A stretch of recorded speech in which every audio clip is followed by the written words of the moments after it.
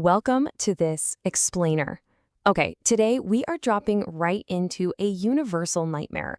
We aren't starting with complex economic theory or some boring lecture. We're starting exactly where the pain hits the hardest, the self-checkout line. In our source material today, a fantastic script called Cash Therapy, our main character, Kevin, has his bag packed. He's just trying to buy his weekly groceries. He taps his card, and instead of that friendly little chime, transaction declined. Yeah. Just let that sink in for a second. The sheer, terrifying panic of that little machine beeping at you. You tap it again, declined. You start sweating. You're looking around to see if anyone noticed. And this brilliantly illustrates the absolute absurdity of the current moment. I mean, as Kevin points out in the script, we aren't talking about a luxury store here. We aren't talking about an exclusive sneaker drop. He is struggling to buy basic human necessities. It's eggs, it's bread, it's milk. And that perfectly sets up why the concept of inflation isn't just some abstract chart on the news anymore. It is deeply, intensely personal. Section 1. The grocery store horror movie. Remember how you used to shop? Just wandering the aisles, tossing stuff in the cart stress-free. Now, every aisle feels like a crime scene where you're doing stressful math just to stare down a stark, terrifying number. $12 for a carton of eggs. The script notes how seeing this aggressive reality makes you feel like you somehow wandered into an alternate dimension. And right next to it, $9 for orange juice. As our character Kevin asks, why does buying morning juice suddenly feel like it requires generational wealth? Or worse, you look at the price of beef and feel like you need to contact the seller for financing options. It is a completely disorienting experience. And of course, there is always that one person in the aisle loudly flexing their historical financial privilege, reminding everyone what things used to cost.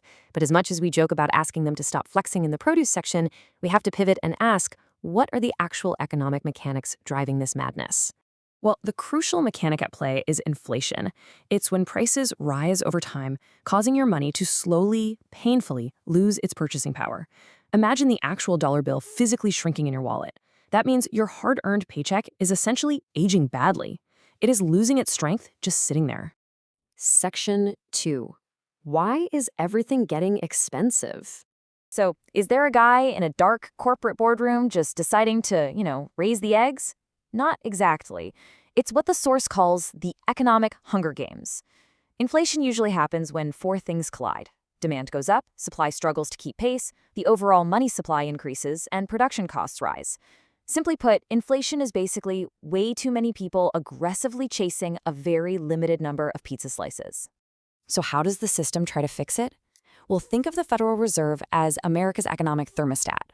When inflation gets too hot, the Fed turns the dial and raises interest rates to cool things down. But as the source notes, that action is exactly what turns everyday house listing numbers into pure horror. It makes you feel like you need therapy just for looking at a mortgage rate. Let's move over to the coffee shop and see how this builds. $9.75. Inflation hits incredibly hard when you realize your favorite little treats, the things keeping society functional, have become financially aggressive. I mean, for that price, like Kevin says, the coffee better teach you taxes and do your laundry. Now, you might be tempted to adopt the strategy of another character in our source material. Her name is Tiffany, and her philosophy is to simply stop checking prices entirely to, protect your peace. But let's be super clear here.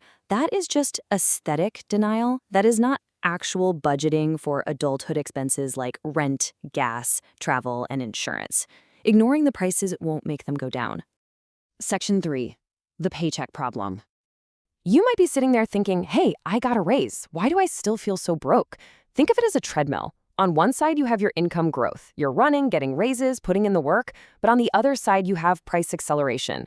If prices run faster than your income on this treadmill, you are still actively losing ground. You are secretly struggling, right along with millions of other people who feel totally financially stuck. And because of that struggle, we start doom scrolling. Everywhere you look, headlines are just flashing at you. Recession fears, layoffs, market volatility. The fear begins to spread so much faster than the actual facts. Rate hikes? Suddenly every single economic update feels like an impossible boss battle that you're entirely unequipped for.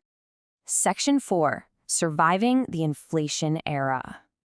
Okay, let's take a breath. Let's slow things way, way down. The goal of our explainer today isn't to induce panic, it's to build resilience.